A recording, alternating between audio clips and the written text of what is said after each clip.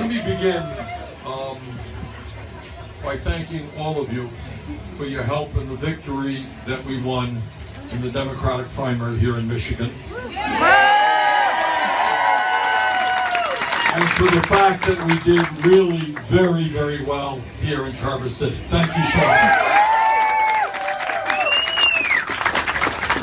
Now, in a few hours, I'm going to be heading to Milwaukee, and then we're going to Colorado, and then we're going to California and Mexico. We're going to the whole thing. But this young lady is staying here. This is Betsy Coffia. You already know her. So she's going to stay here. With your help, she's going to become the next member of the state legislature from this district. Yes. Oh my goodness. How much do we love Bernie Sanders? We and I were talking about you, not me. We and I were talking on our quick walk out here, and we talked about wishing we had more time, and to get the word out before the Democratic primary. But you know what? This man right here started a fire.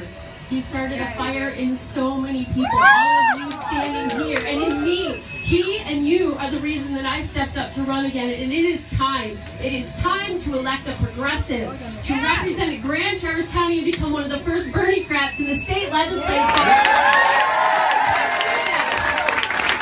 In March, I saw you all. I saw the progressive muscle that you have. You brought out the second highest percentage turnout in the entire state of Michigan, 65% of the vote for this man and for each one of us. It is time to do that again next Tuesday. Up and down the ballot, it is incredibly important that we get out the vote for the children in this room and the children yet unborn. It is our future at stake, and it is time for us to all step up and do the work, and then make sure that we help this man advance the most progressive platform in the history of the modern Democratic Party. It's not a piece of paper. It is a living document, and it's our responsibility to make sure that we have Bernie's back so that that happens at the national level. Thank you. All right. I think you're going to have a great representative in the legislature. There are a lot of people in the Congress and in legislatures all over this country who go out there and become part of the crowd. I don't think this young lady is going to do that. I think she's going to be a leader. I think she's going to fight for working people here in the state of Michigan. So Betsy, thanks so much.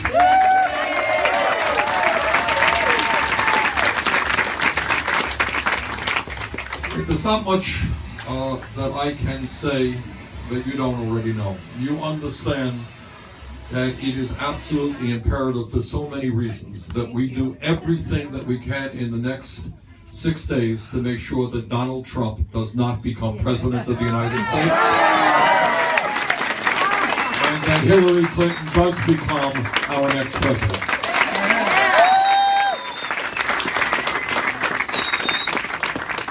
We have a middle class which is in trouble.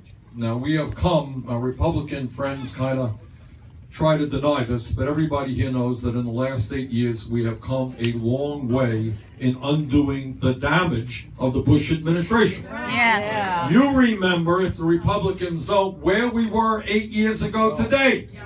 We were losing 800,000 jobs a month. Auto industry on the verge of collapse. We were running up a $1.4 trillion deficit, the largest deficit in the history of America, and the American and world financial system was on the verge of collapse. That's what trickle-down economics got us. We are not going back to trickle-down economics.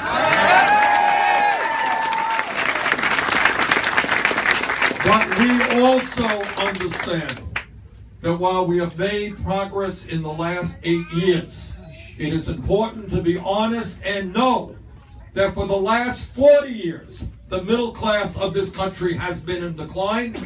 It's important to acknowledge that 43 million Americans today live in poverty, some in extreme poverty, while the people on top are doing phenomenally well. America is not supposed to be a country where the top 1/10 of 1% owns as much wealth as the bottom 90%.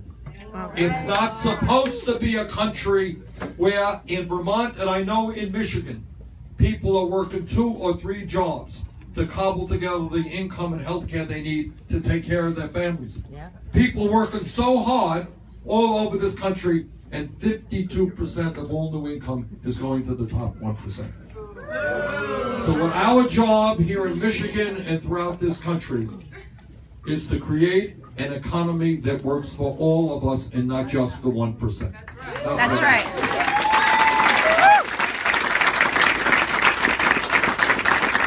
And what does that mean specifically? It means raising the minimum wage in this country to a living wage, $15 an hour. I will never forget, a couple of years ago, I was in Detroit, well before I was thinking of running. I was in Detroit getting a sense of things. And we met with a bunch of young people, young adults, who were working in the fast food industry in Detroit a few years ago, making $7.25 an hour. They couldn't even get 40 hours in one place. They went from 20 hours to 20 hours to 20 hours. And everybody here knows you don't make it on 7 1/4, you don't make it on 8, you don't make it on $10 an hour.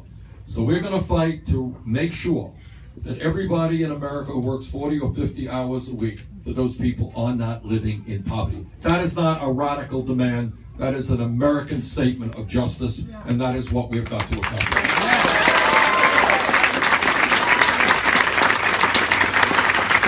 We are going to end the disgrace